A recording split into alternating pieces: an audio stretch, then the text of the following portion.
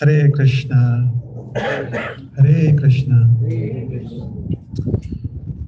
Om Ajnanatimidandhasya Jnananjanashalakaya Chakshuranmilitam Yena Tasmai Shri Gurave Namaha.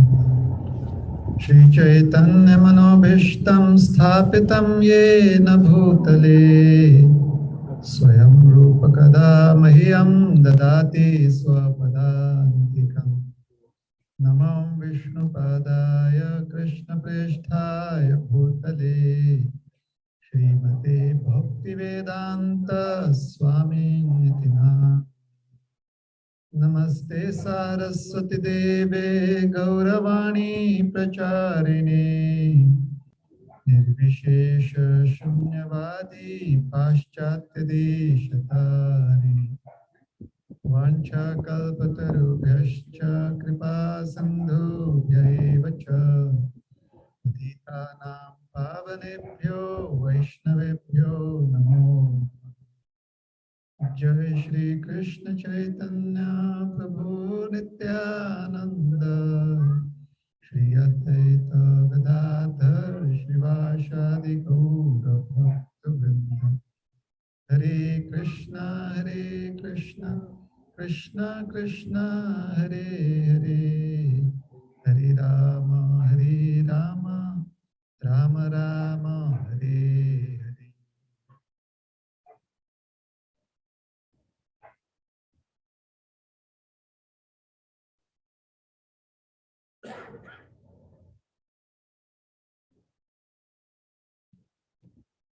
Hare Krishna. Everyone is comfortable? Yeah. Okay.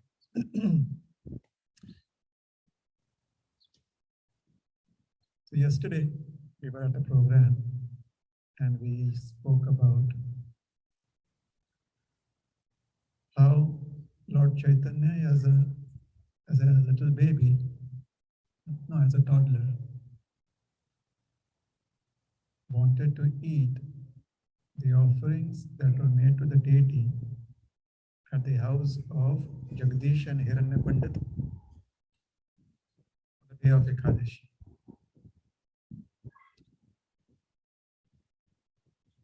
And Lord Chaitanya was very insistent, and finally he along with his father went to the house of Jagdish Pandit, Hiranya Pandit, and they were very happy to offer that prasad to the little child. Many years later, when Lord Chaitanya was a young man, he had asked Jagdish Pandit, two brothers, Jagdish Pandit and Hiranya Pandit. So he asked Jagdish Pandit and his wife to go to Sri Jagannath Puri, and they did.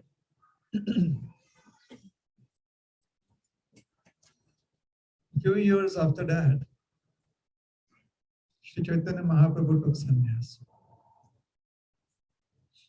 And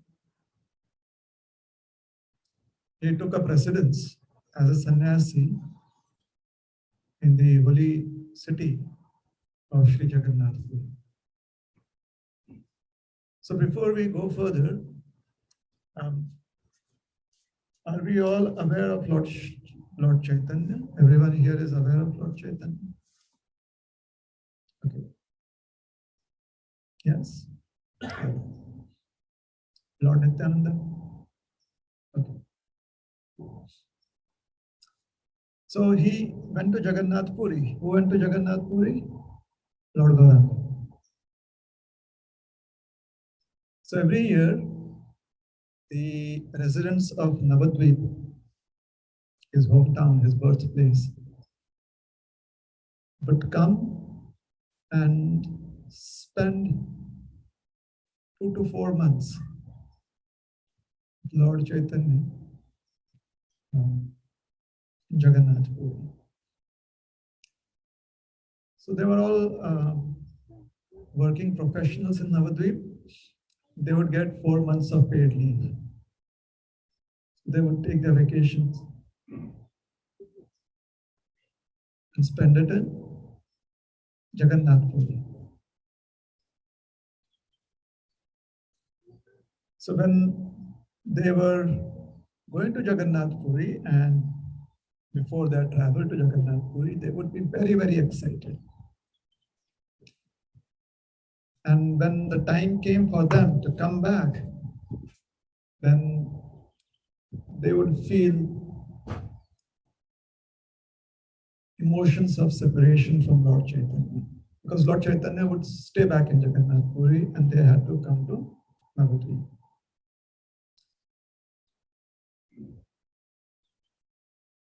Advaita Acharya, Nityananda Prabhu, and their close associates would generally be the last to return back from Jagannath Puri. So for 3 to 4 years, this would regularly take place. One day, Lord Chaitanya called Nityananda Prabhu to a secluded place in Jagannath Puri. And the two brothers, they sat down. And Lord Chaitanya was speaking very quietly to him. He told Lord Nityananda that next year you should not come to Jagannath Puri. So Lord Nityananda was very silent. Since Lord Gauranga wanted him to not come, he just nodded his head. So Lord Gauranga told him, "Are you okay with that?" And he nodded his head. Next year, a lot of devotees from Mayapur, Navadvip, Shrikhanda and other places, they all came to Jagannath Puri. Lord Chaitanya was very happy to see all of them. And then he also saw Lord Nityananda there. Lord Nityananda had come back. So Lord Gauranga again called him to a private place. And he told Lord Nityananda that I would be very happy if you no longer come to Jagannath Puri. I want you to stay in Bengal. We spent a lot of time in Bengal before I took sannyas. We spent a lot of time together. And with all the devotees in Bengal, especially in Navadvip, we were fortunate to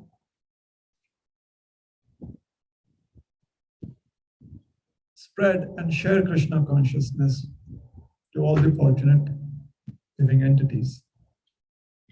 However, since the past few years, most of you are spending your time here in Jagannath Puri. So my request is that you stay back in Bengal and you encourage people of Bengal to be very, very enthusiastic in their spiritual practices, to be very happy chanting and taking the holy names of Krishna.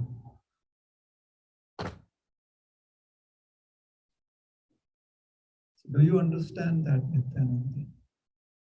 So Lord Nityananda nodded his head.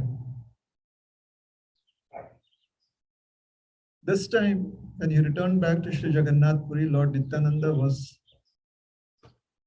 in a very, very different mood. He, along with his dear friends and associates, they were feeling a different kind of happiness. Generally, when they would return to Bengal, it would be a quiet affair. This particular year, when they were going back to Navadvip, it was as if their emotions were similar to the emotions that the monkeys were displaying when they were coming back from Lanka to Kishkinda with the news of Sita. In the Ramayana, it is described that the monkeys were extremely happy and excited. So all these associates of Lord Nityananda, they were really very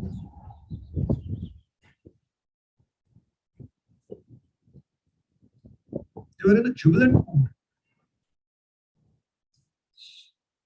And especially Lord Nityananda, he was constantly chanting the holy names of the Lord and dancing. And seeing him dance, the devotees were just going crazy. Have you ever experienced that in your life? How many of you have been in some really intense kirtan, the Hare Krishna movement? You know, intense kirtans? Everyone has been in some intense kirtans. And practically, people forget that they are not supposed to fly.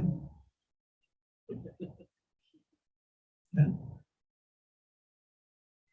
They twirl around like a tornado.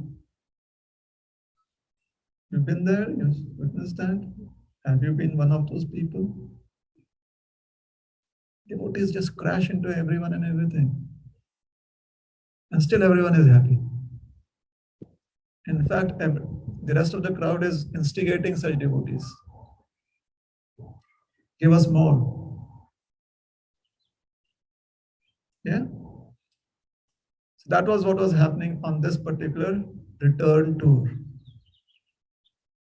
One of the devotees suddenly felt inspired to play the flute like Krishna.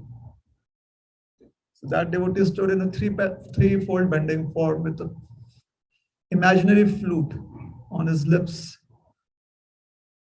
and trying to play with his fingers, and basically his fingers was just playing on thin air. But the sound of the flute was being heard by all the other devotees. Most probably they had Alexa or something like that.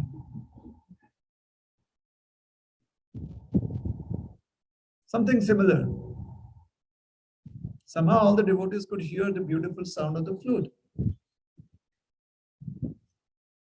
Being excited, another devotee was inspired to become a gopi. So that devotee puts his hands on his head like this, and everyone can feel that there is a pot of butter on the head. And that devotee goes to other devotee and says, "Would you like to buy my butter? I've come from Vrindavan to Mathura to sell my butter. Would you like some butter?" Seeing these two devotees interact in such a wonderful way, a few of the devotees started feeling that the mood of the cowherd boys had arisen within their consciousness. So they got out buffalo horns. Some of them manifested unseen herding sticks, and they would go, "Hur, hur, hur." They're herding cows and cattle. And a few others started jumping in thin air. They're like, we are jumping in the Yamuna. After hours and hours of dancing and singing and dancing and just running here and there, one of them felt that, hey, we are supposed to go back to Bengal.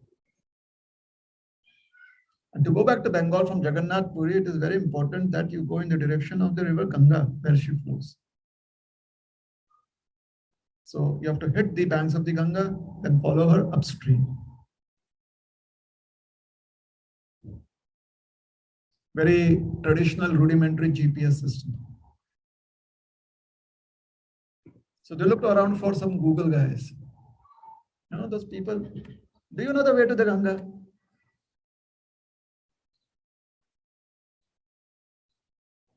The human interactive platform. That platform never goes like rerouting. They are so sure, yes, this way. Are you sure? You'll find out.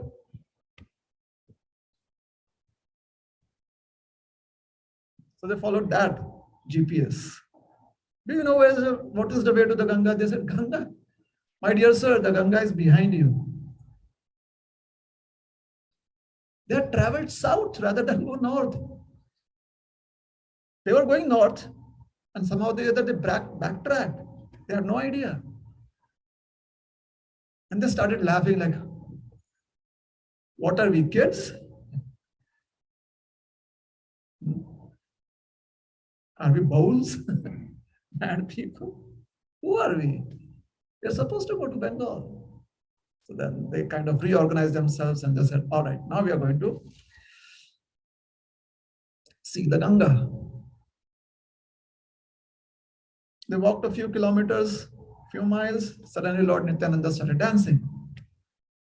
They said, oh no, he's dancing again.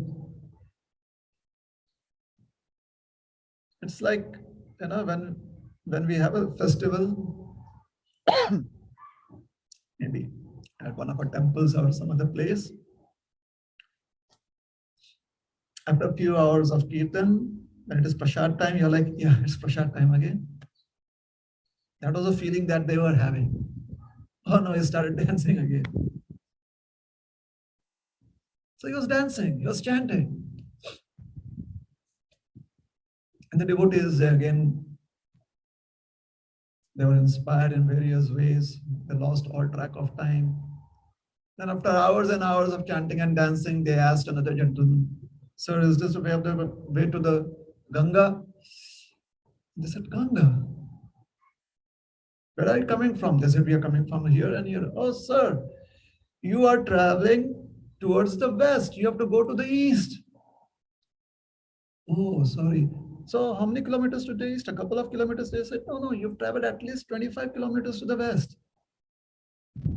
So they again started giggling and laughing that, how did that happen? We are adults here. How did we lose our way? In this way, somehow or the other, they made their way to the Ganga. After hours of chanting and dancing and just being happy, they reached the river Ganga, followed her upstream, and they came to the town of Panihati.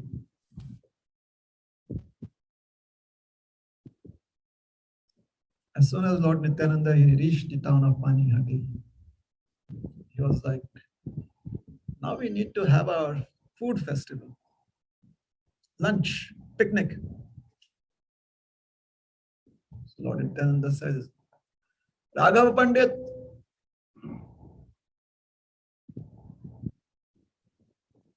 like today we dial.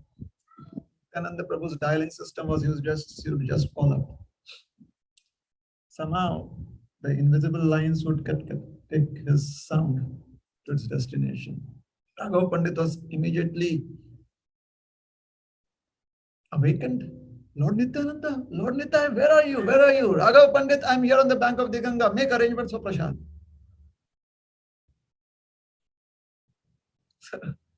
Raghav Pandit he had a catering system, free catering system.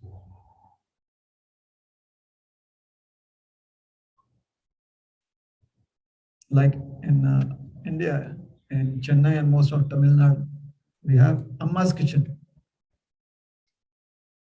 Anytime you walk in, you'll have nice, hot, steaming food. You've heard of Amma's kitchen? Okay.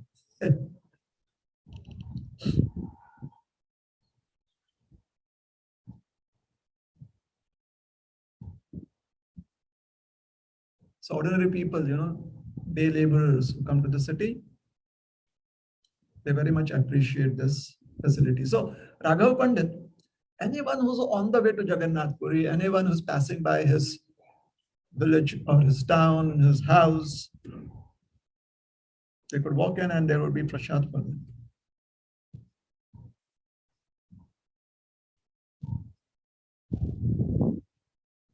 He was like the kitchen of the entire movement then. Raghava Pandit, bring prasad. Yes, sir. They had such a wonderful feast. Lord Nityananda said, I'm staying here for some time. He stayed there for some time, 3 months. After 3 months, he says to Raghava Pandit, I'm leaving, just like that. Raghava Pandit says, I'm so fortunate that I had the opportunity to have your association. Please stay for some more time. He says, why? I'm leaving. He requested him, please stay for some more time. He said, okay. He agreed. And then he said, today I want to dress in very expensive clothes and I want to decorate myself with expensive ornaments. Raghav Pandit called up his bank because he had his box. You have a box at the bank? You keep your valuables there. He called up his bank. He said, please send all of my ancestral ornaments. Banker asked, really, sir? They're concerned, right? When you withdraw everything. Is there any problem? You don't like our services? He says, no, Lord Nityananda, he wants to have ornaments. Oh, Lord Nityananda wants? The banker said, I'm also withdrawing all of my ornaments. He could remove all of his ornaments from the bank. The employees, sir, what's happening? He said, Lord Nityananda wants ornaments. He said, oh, he wants? They also withdrew. Unlimited number of people, they got to hear about Lord Nityananda's desire. They all came with all of the ornaments. And then the cloth merchants, they heard he wants the finest of dresses. So they came with the best of their dresses for Lord Nityananda, finest silk. So Lord Nityananda sat down and they said, decorate me. He's Ananta Shesh. A beautiful throne manifested. He sat on the throne. And they started decorating Lord Nityananda. They gave him wonderful garments, wonderful, exquisite silk garments, gold jewelry. I mean,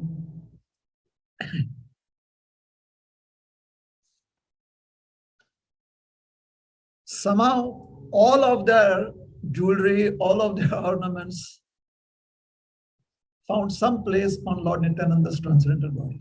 Somehow. Now you may think I'm exaggerating. Maybe I am.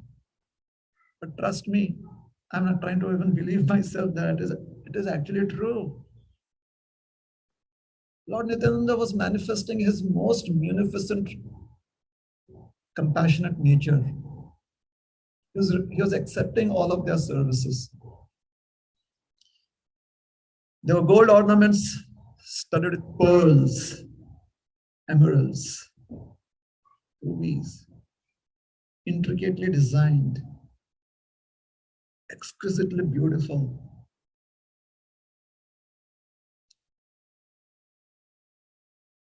Anything except gold was not even considered. No silver. Although in today's times, silver prices are going up still. There was no pandemic.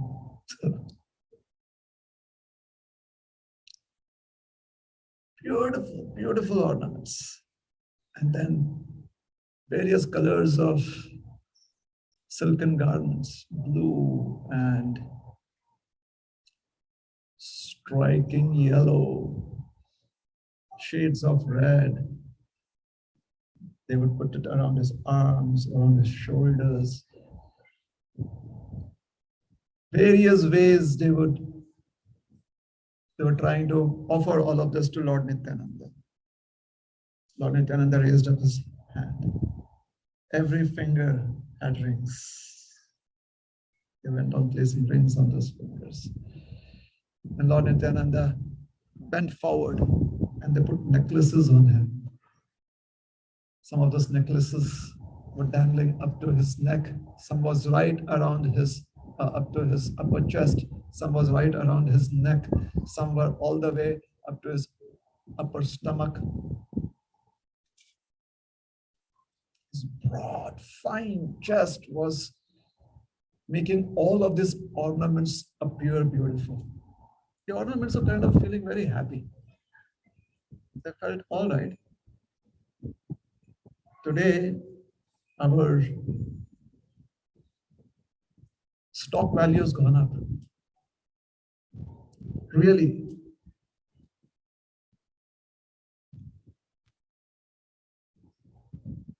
And someone who was very much dedicated to the greatest Vaishnava, Mahadev, Lord Shiva, came with Rudraksha necklaces. Lord Nityananda, he said, please put that on. So gold, and there were a few beads of Rudraksha. Nityananda was constantly chanting the holy names of the Lord, and he was swaying this way and that way. And as he was swaying, the necklaces would also sway. Some necklaces would get entangled. It was as if one necklace was telling the other necklace, me first. Get in line. The earrings were trying to kiss the cheeks of Lord Nityananda whenever they had an opportunity. Some of them are having fun.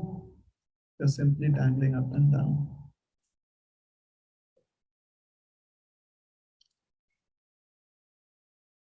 The garments that were there, especially the silk, was feeling so full of grace and looked so graceful.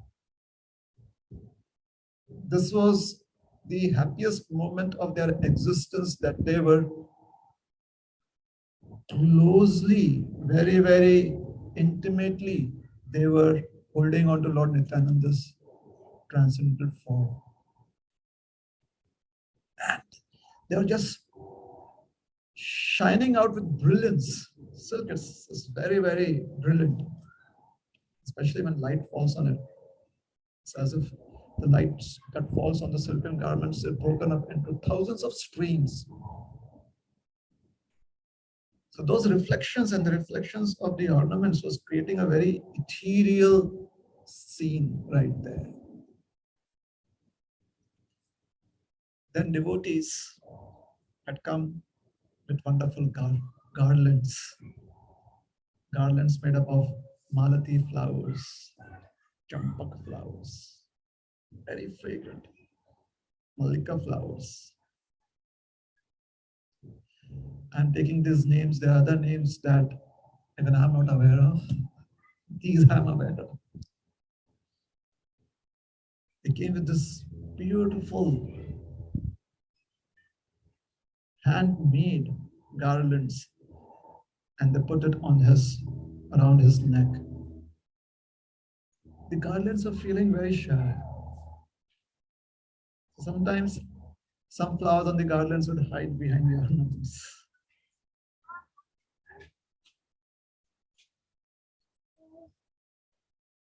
They tried to sit on his chest very delicately. The garlands were feeling that their petals could be very coarse, or they would be very hard. And therefore, they were trying to be very gentle. And they were trying to be, the flowers in the garland were trying to sit very delicately on his chest. When Lord Nityananda was decorated like this,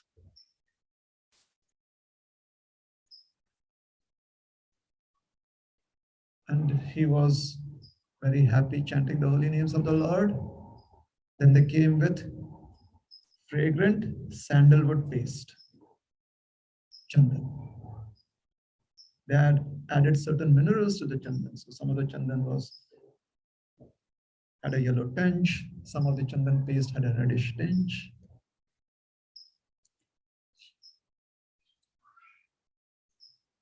So they have come in chandan paste with different colors. They applied that to Lord Nityananda's forehead. They decorated his forehead with different designs. They decorated. This was sandalwood tattoos all over his body. Sandalwood, because if they knew that after some time Lord Nityananda is going to dance, and when you dance, the blood flows, your body gets heated up. So they prepared Lord Nityananda's body for that event. They applied wonderful sandalwood paste. And the sandalwood was so fragrant, that all of a sudden the bees and the butterflies of the universe got attracted. And they were all swarming around Lord Nityananda's body, around the garland and his body.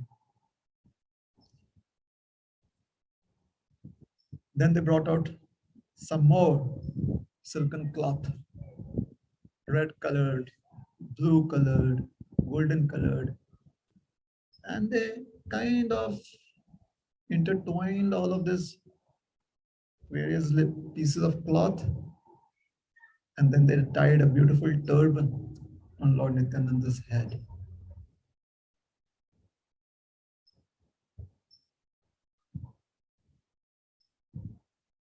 And finally they took selfies.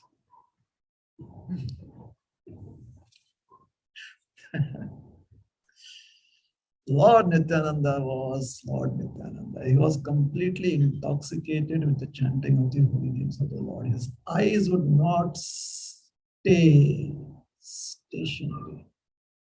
His eyes were constantly rolling in all directions. It was as if he was completely lost in a transcendental mood. His beautiful smile illuminated all the directions. It seemed as if a great king, the Lord of the universe, was sitting on his throne, giving darshan to all the fortunate souls there. After Lord Nityananda was, or as Lord Nityananda was being dressed, the rest of his entourage, because they were in the mood of cowherd boys, they also started decorating themselves. They put on garlands, they put on ornaments. It was a very, very festive atmosphere. And when everyone was satisfied and Lord Nityananda was satisfied, Lord Nityananda said, Kirtan. They had wonderful Kirtan. And then he said, Raghava Pandit, Prasad. Prasad arrived. After a couple of days, he said, I'm leaving. Raghava Pandit said, my dear Lord, please stay. He said, you requested me, I stayed. Now I'm very much anxious to go and see Mother Sachi. I have to go to Sri Mayapur. So Raghava Pandit said, if that is your desire, my dear Lord, you are the independent Supreme Personality of God. Kindly bless us always that we can remember the lotus feet of your lotus feet and the lotus feet of Lord God. Nityananda Prabhu, he reached Navadvip. Nityananda Prabhu glanced at the town of Navadvip. He saw so many wonderful. Navadvip was a very, very busy town in those days. Very, very busy town. He saw a lot of pious people, hundreds upon thousands of pious people. Their faces were so radiant, their contours, their personality was very, very attractive. Vrindavan Das Thakur says that it was impossible for anyone to have even a tiny bit of a sinful desire when they would see the form of these great personalities in Navadvip. Can you imagine that? Wonderful description, isn't it? And they were always very happy. They were very gentle mannered. They were always excited to serve, very focused, hundreds upon thousands of them. At the same time, because this was a very busy town, there were also the rogues. Even if their shadow would fall on a snake would feel defiled. A snake would feel, oh my God, I'm poisoned. There's such kind of people also there in Navadvip. Nityananda looked at them and then he understood why Lord Gauranga wanted him to stay in Bengal.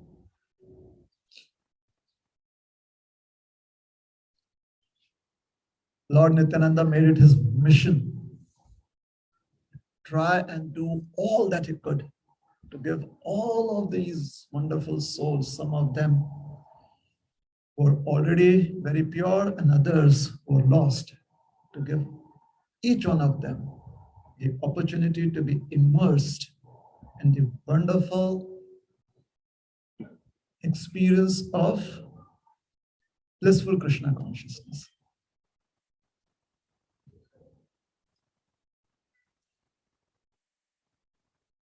After spending some time in Navadvip, reaching out to so many people,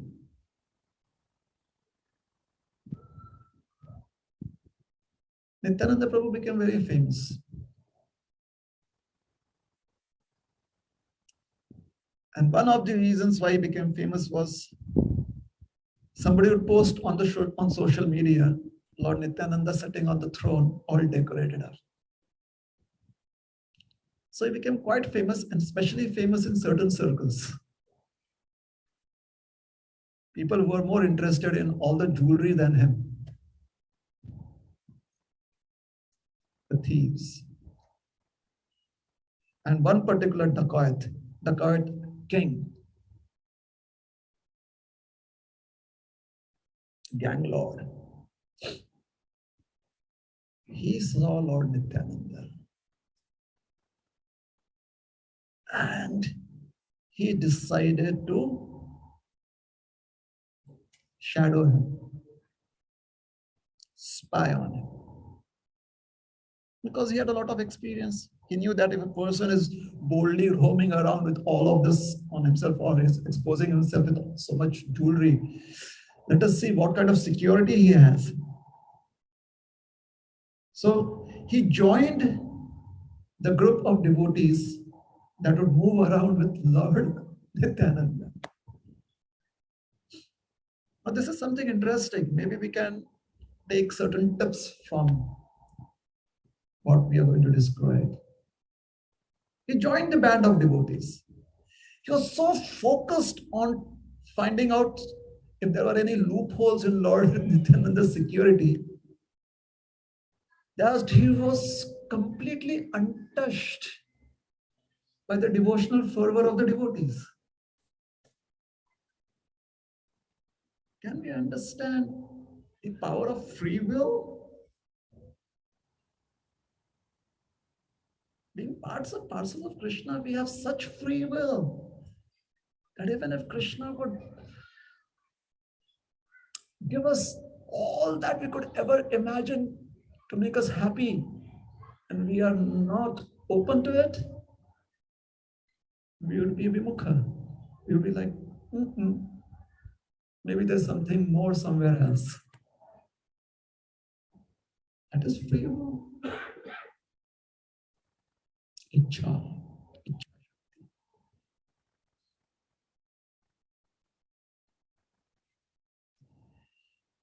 The ability to desire.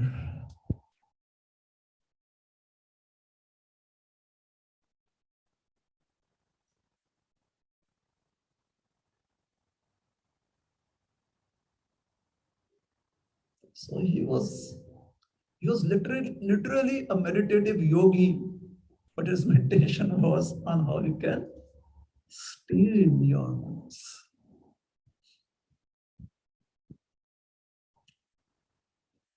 In India, we have a particular bird, species of a bird, one of the bird species. We call it bagala. The crane that stands up on one leg, and there is, sometimes there are certain phrases used in normal parlance, normal day-to-day interactions. Those few words speak a lot. So Bagala Bhagat. You heard of this? Bagala Bhagat? Seems that this person is in trance, the bird is in trance. And the focus of that meditation is the fish in the water. Even the fish feels Sadhu Baba.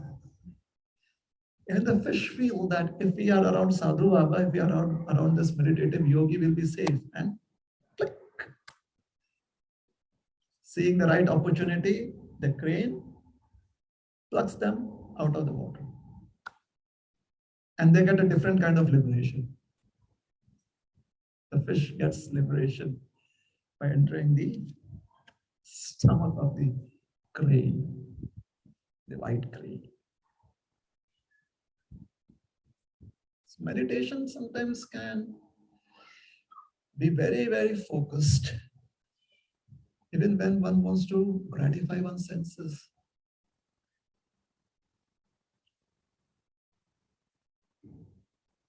Many devotees in ISKCON, we may have this realization, especially when we are waiting for the Parna time after Nirjala Ekadashi and Dwadashi.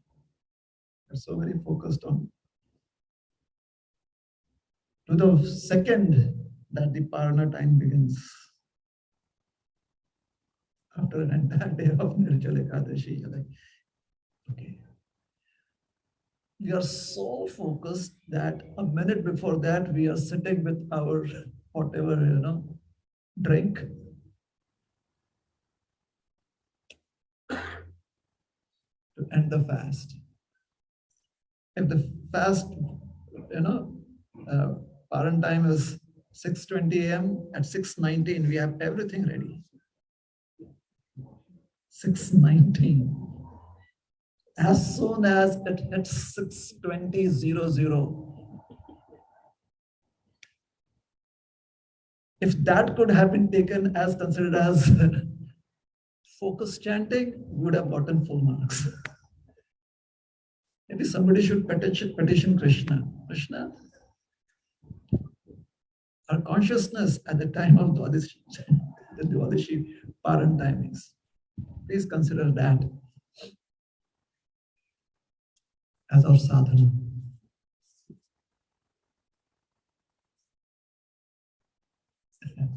Meditation can be very, very focused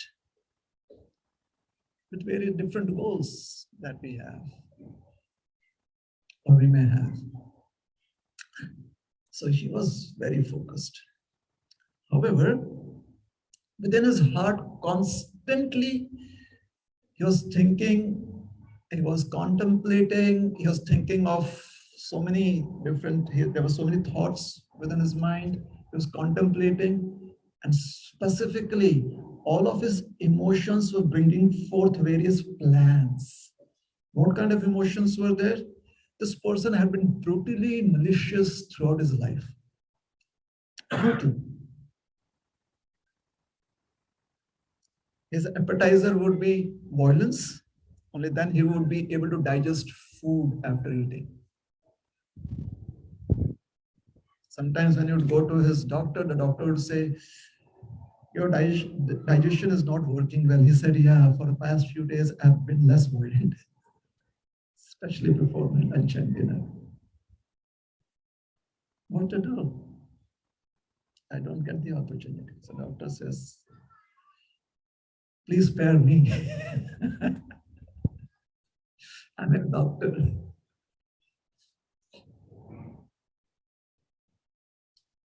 murderer, he would never have, it was as if he didn't have any emotions in his heart. His heart was as if made up of stone, so hard-hearted and emotionless murderer. Always in the company of rogues, thieves. His reign of terror was such that all the other experts of thievery accepted him as their leader.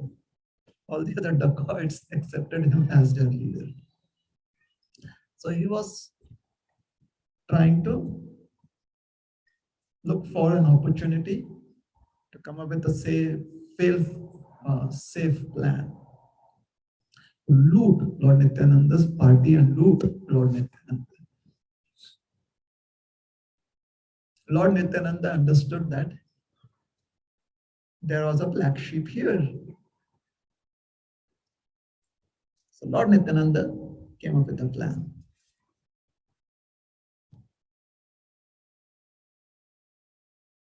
He went and took a precedence in the house of Hiranya Pandit.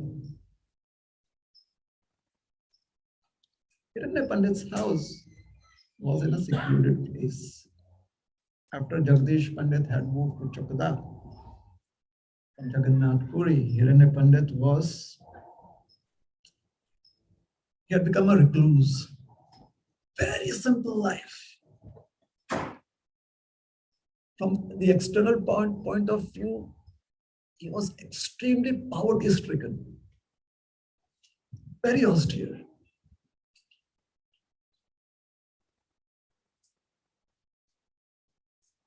Lord Nityananda took a precedence there. His associates, they were not aware that Lord Nityananda here. All of a sudden, Lord Nityananda was off the radar. Where is he? So they searched out for him. They found out that he was staying at the house of Hiranya Pandit.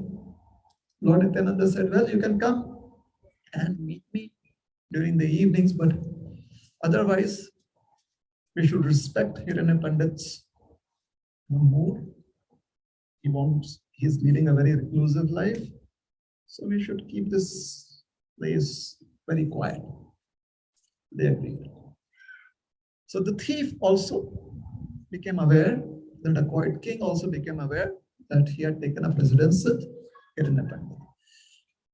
And he was all alone. So he said, this is great. At the same time, he was not a fool. He knew that Nityananda Prabhu is very popular. You are never sure who would just walk in, or when a crowd would just come there. So he was very smart. So he knew that he couldn't just rush in like that. So every day he would be on a stakeout. He would note all that was happening there. For a few days, he did that. He took notes. And then he came up with a plan.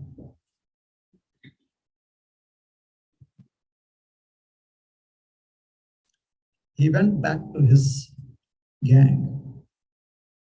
He said, brothers. When the gang members heard him call them brothers, they knew there was something exciting coming. Typically, he would go like, you fools.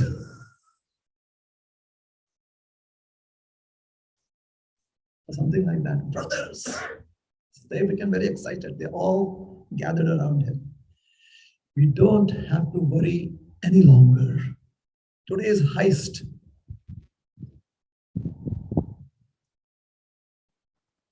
See, this is the original money heist.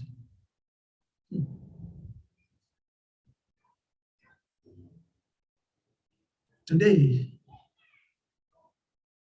we are going to get so much of wealth. that even if we don't want to steal any longer, we just want to just simply be lazy and enjoy life, there will be sufficient and much more for an entire lifetime. We have been blessed by the great Mother Chandi. See, dacoits. They find ways to always put the blame somewhere else. Oh, we do whatever we want, and then we take it as a blessing of Goddess Chandi. And why do we take it? What gives us the right to do that? Oh, we worship her. Tam tam niyamam asthaya prakritya niyata swaya. The Bhagavad Gita, Krishna says, according to their desire and according to how they feel about it, they offer their worship.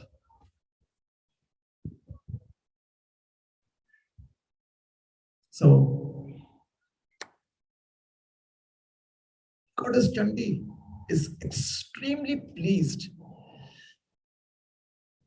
And she has arranged for us to go and loot a lot of wealth. As a Goddess Chandi is like, she is the dacoit queen. You know? She is like a super dacoit queen. That is how they're presenting Goddess Chandi as. That she has arranged for us to loot a lot of wealth.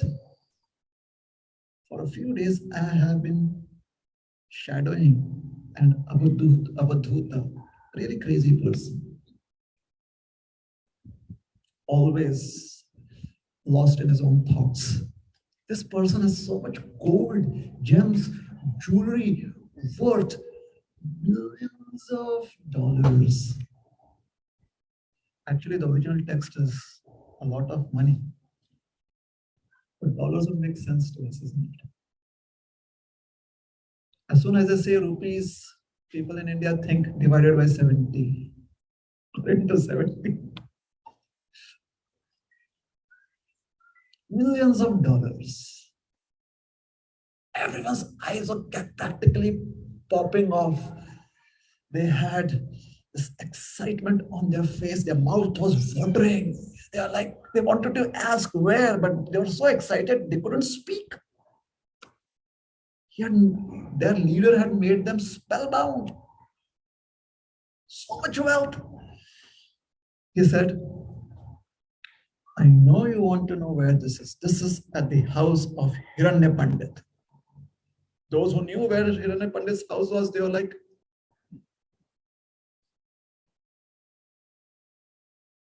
that's so easy to pick. And those who did not, they're like, what were the security arrangements? He said, none. Practically alone. And he is always lost in his own thoughts.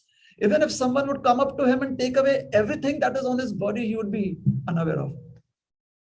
And Hiranya Pandit, he's a recluse. Practically stays in one room and doesn't even go to another room in his house. This is, I guess, most of the people in the United States with big houses do that, don't they? They may have a 5-room house, but most probably in their entire lifetime, they may not have visited a couple of rooms ever. Should we call them recluses? A recluse. So easy pickings. But still, we are dacoits. We have a reputation. Go and sharpen all of your weapons. Collect your swords, your shields, your spears, and other cutting instruments. Sharpen them, clean them, oil them. Because if we just steal and come, where's the fun? There must be some gory blood spilled. Sharpen all of your weapons. They all dispersed very quickly, quietly, excited that today evening we are going to have a feast.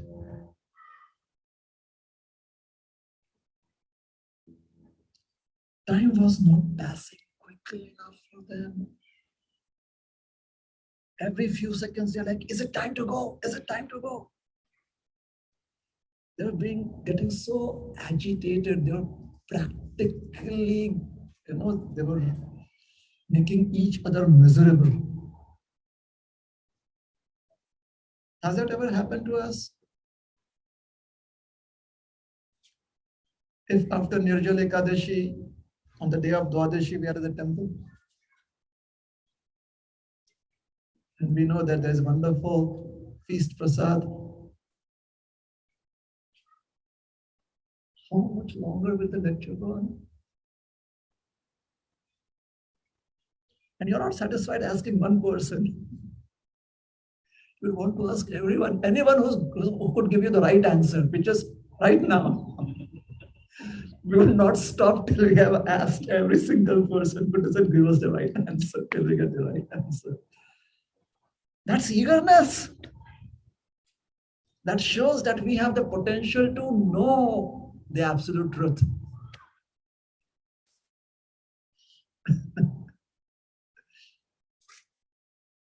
We will not accept anything lesser than the absolute truth. So they were practically kind of, really, there's so much of energy arising within themselves. They wanted to kill each other. Like, let's go. Otherwise, I would just want to chop off something or someone, loot someone. When material passion is at its zenith, which in this material world inflicts every single person practically every hour. At its zenith, you're like, you cannot sit. If you're in the car, you're like, why doesn't the traffic move? It is going, all the traffic is moving at 60 miles an hour. Still, you're like, hit the horn, slam on the brakes on the accelerator. If you're at home and you are, feeling that passion, you're kind of jumping around like a monkey from one room to the other room. And people are like, what happened? Waiting for something to happen. That's passion. Passion means intense anchoring, intense anchoring. And how does it happen? You just have to be in this material world. It comes free.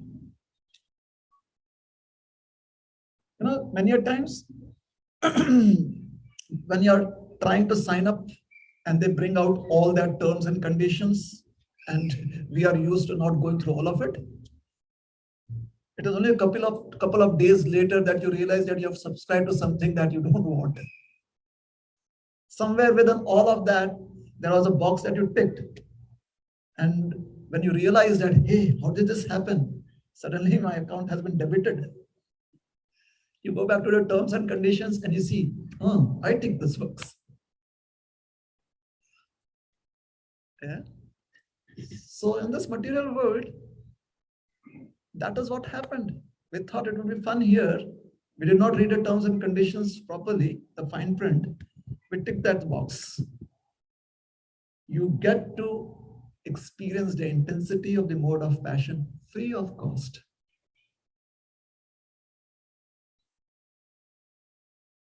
It's like you're chanting Hare Krishna, Krishna, and suddenly something comes up right there in the upper chambers here in Swargaloka, the heavenly planets here in our body. Something comes up and you're like, okay, I cannot focus anymore. I have to look this up on my laptop, or I have to immediately go up to the calendar and see it, or to look at my phone and confirm it immediately. Has it happened? Such distractions. They never ask you, sir, can we disturb your chanting? No, they never do that. And they don't even charge us. Free mode of passion. So they were really.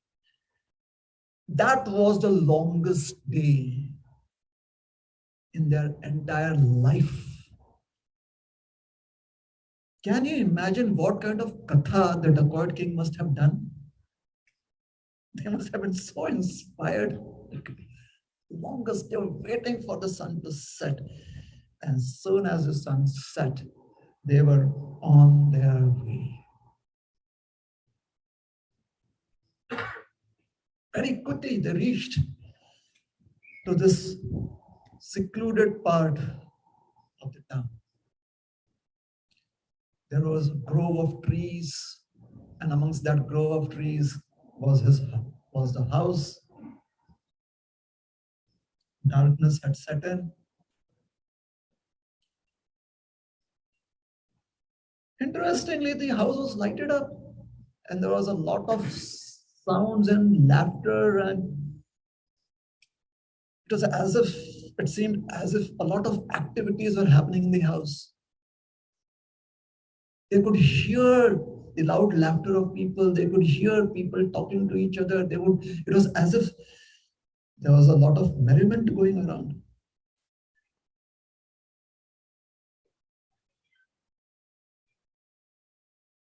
It was a very, very well-trained member of their gang to go and spy on what was the event that was taking place there. So the spy crawls up slowly, so deftly, so quietly. Except the Paramatma in the heart, no one else knew. Even the dacoits did not know when he slipped away and where he was. Very good at spying. He goes up to the house and looks inside. He sees that there's a party going on. He's like, I've never seen a party like this.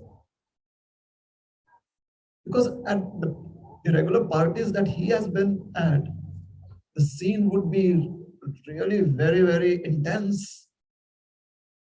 Like people would be shouting at each other using the choicest of words that no decent community would like to hear. Parties like that. Where if you ill-treat someone, it is considered that you are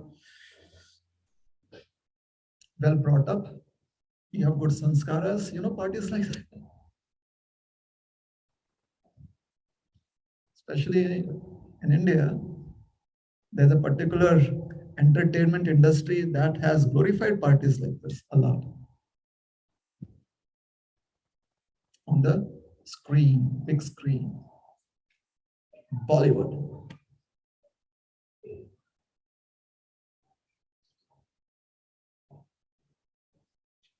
And sometimes they, if they want to offer someone something to drink, it's interesting what is considered to be sophisticated language, the language of those who are well read and well bred. What would they ask? What is that? What is your poison? You've heard that before? No? How do I know?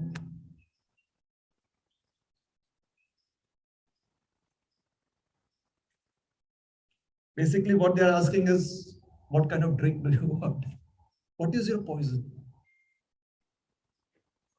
And if they ask, like we ask, what would you like to drink? What juice?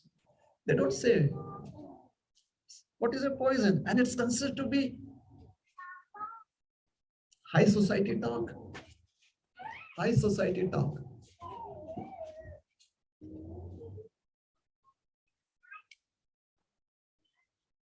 So the spy was amazed because here in this party, what he saw was people had their hands raised up. They were not sitting, and the feet was, there was not a single person whose 2 feet were at any moment touching the ground at the same time. There was only one feet that was touching the ground at any given moment because the other feet was swaying. He saw that all of them were dancing.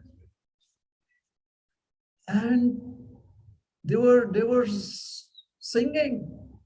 And it's like,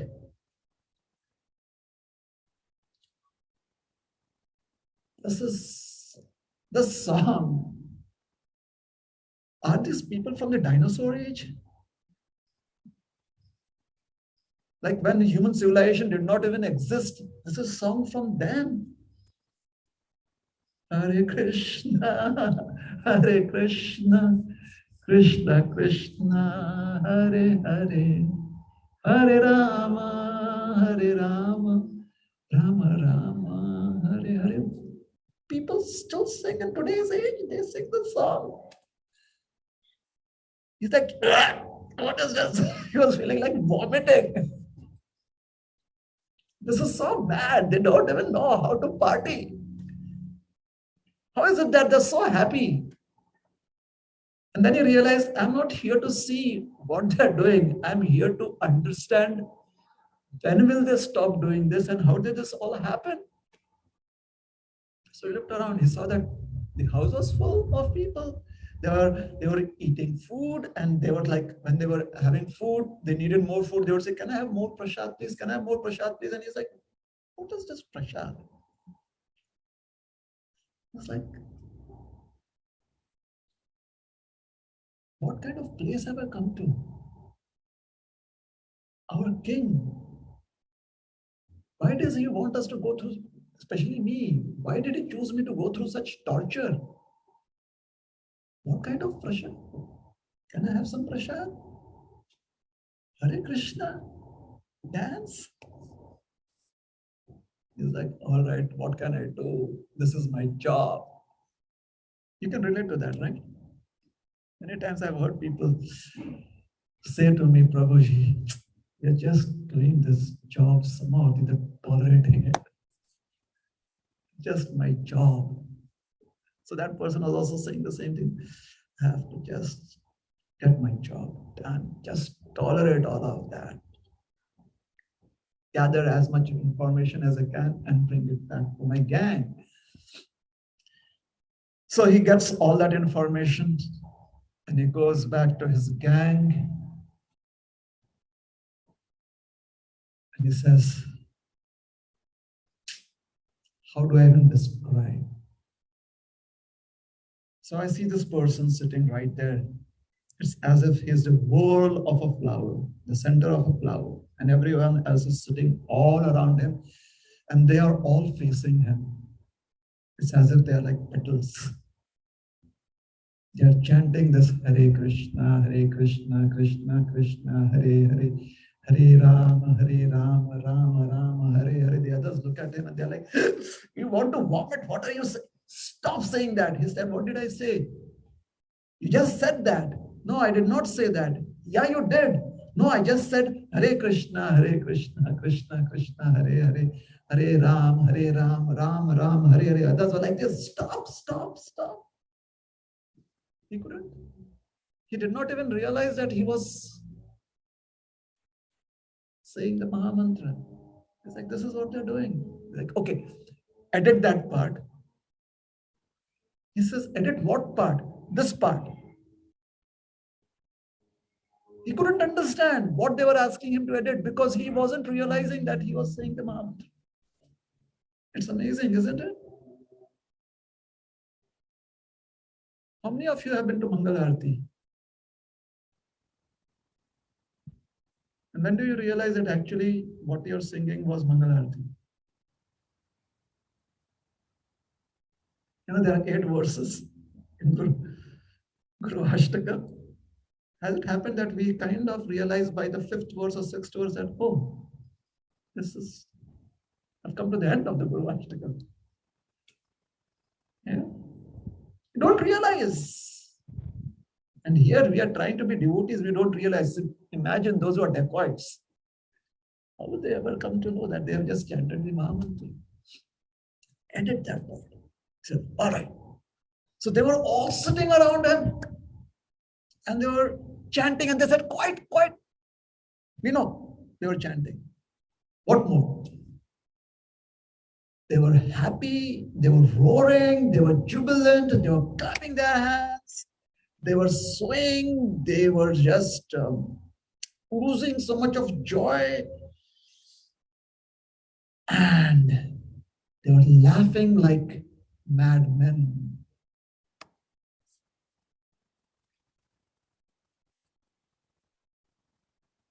Some of them had tears rolling down their eyes. And I saw a lot of them be very childlike. They were like chanting and going, Hare Krishna, Krishna Krishna, Hare Hare.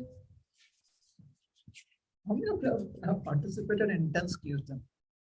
When the drums, like 3-4 mridangas are going on, lot of kartas. And everyone, the temple hall is like, or wherever the kirtan is happening, everyone is like, their shawls are flying this way and that way. And then you've been there? And then have you been excited enough to also ramp up your movements, like your joints are wondering, did we have that capacity? Later on, you realize that they did not, but in the excitement, you're like jumping around, and suddenly you realize that you are good at aerobics or something like that. The muscles which would simply cry out in pain when you wanted to do the simple of asanas, they seem as if you are a very fluent yogi. You could do the asanas, your joints, your hands kind of just move wonderfully. Childlike. Have you seen a child like that?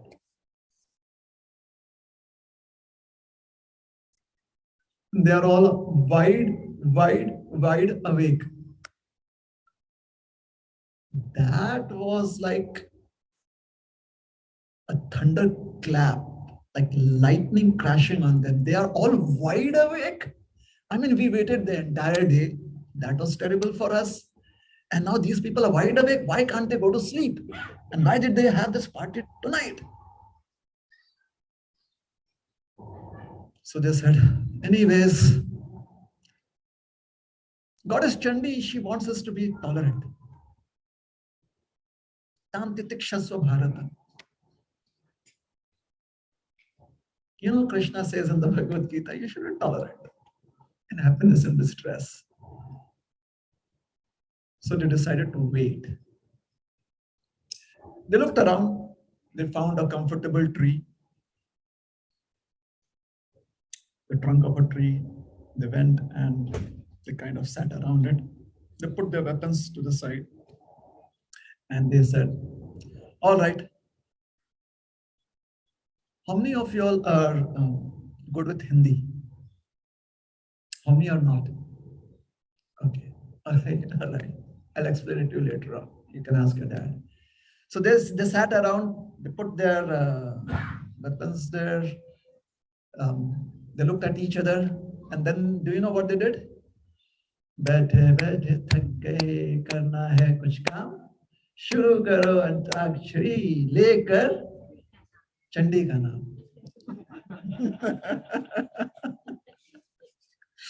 So sorry. They had to while away the time. So they're like, all right, let's do some small talk. What was the small talk? It began with, that day when we raided that place and we chopped off everyone's fingers. And sorry, I wouldn't want to describe it, but that is how it began. And that kept them energized. Time passed. Nityananda Prabhu, he had already,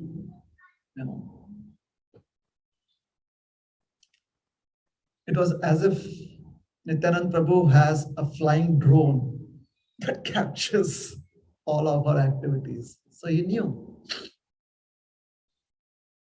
what was happening.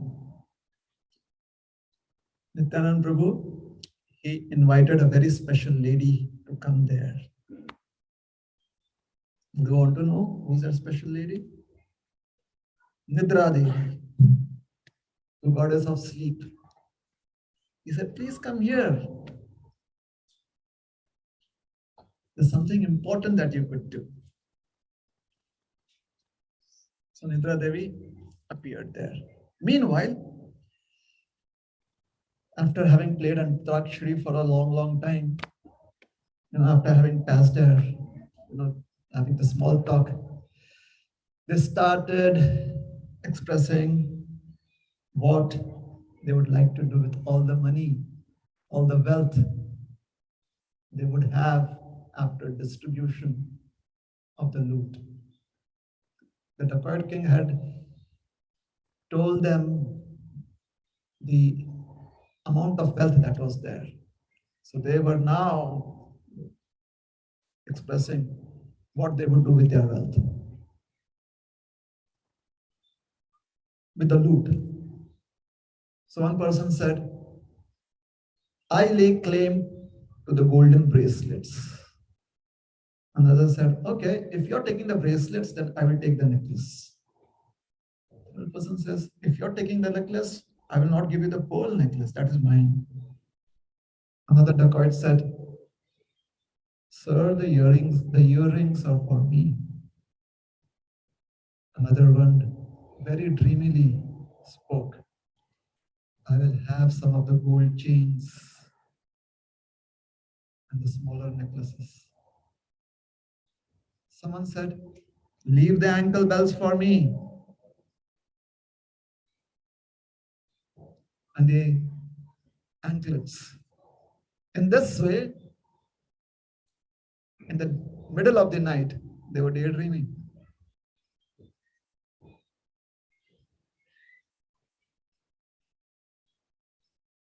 Nityananda Prabhu, he said, Srimati Nitra Devi, could you please be compassionate on these fortunate souls who are there outside under the tree? Nitra Devi said, yes, sir. Nitra Devi is the goddess of sleep. She went and she spread her compassion on all of them. As they were dreamily speaking about how they would share the wealth, slowly they started yawning and falling off to sleep. So from daydreaming, they went to night dreaming now.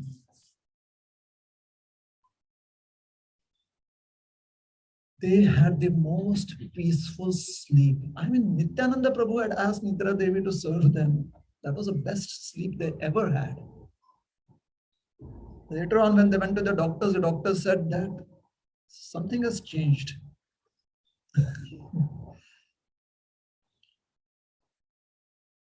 Sometime in the past week, you had very good sleep, which you've never had before.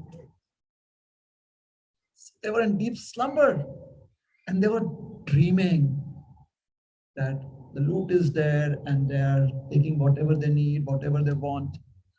Suddenly, they hear strange sounds. They're like, what are these strange sounds? It is a chirping of birds. They open their eyes and they see it is way past sunrise. They're like, oh my God, we are out here in the open with our weapons. Somebody can see us. There would be so many people. The villagers would be there. They always walk around this place. We'll be discovered. We have to go and hide. So they immediately picked up their weapons and they ran back to their hideouts as quietly as they could, to their hideout as quietly as they could. And there began the accusation game. You were out on a job and you slept. And the other person said, you were first. Went into sleep. You first, you first, you first, you first. And they were practically, fist fighting. The dacoit king, he said, Shant, quiet. I think we made a mistake. We are devout worshippers of Goddess Chandi, and before this very important task, we did not take her blessings. So we should take her blessings. And when we have our blessings, then we'll be successful in our task. They said, all right. So, what happened after that, we'll discuss on another day. It's quite late. So I'll stop here. Thank you very much. Hare Krishna. Any questions or comments?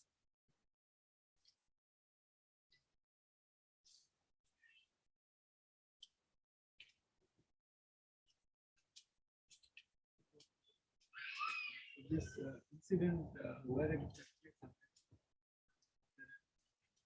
Where Is it near the Panihati area? That's where it happened, or no, they're in Navadvip.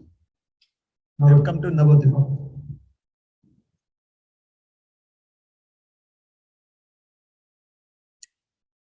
Anything else? So we'll stop. Oh, yes, sorry.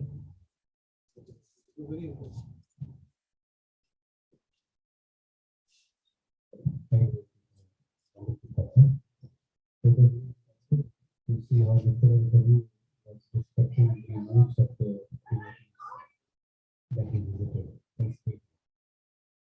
So, I want to so hospitable. I look at him so sure. We gave him a full opportunity to serve in all the activities that could be possible. We went and gave it one of the these are the things. He's respected. He's sending the people cover. He wants things. Which are past and what it does. But we do not fix it the move. You're welcome.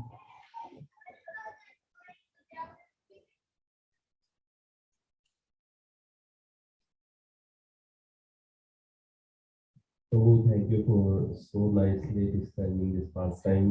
When you were describing, I could actually visualize some of these things. Thank you. I really enjoyed it. You're welcome. I have a secret to share. It is a little cold. That is why I'm very animated.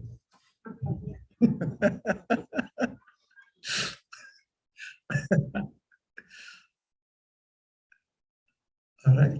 Yes. When will you tell the And most probably, I will continue tomorrow at tomorrow's home program. Yeah. I don't know about that. Tomorrow's home program is absolutely not about home. Please text me, I can set the details. All right. Okay. Thank you very much. Hare Krishna. Srila Prabhupada ki jai. Gaura Bhakta Vrinda ki jai.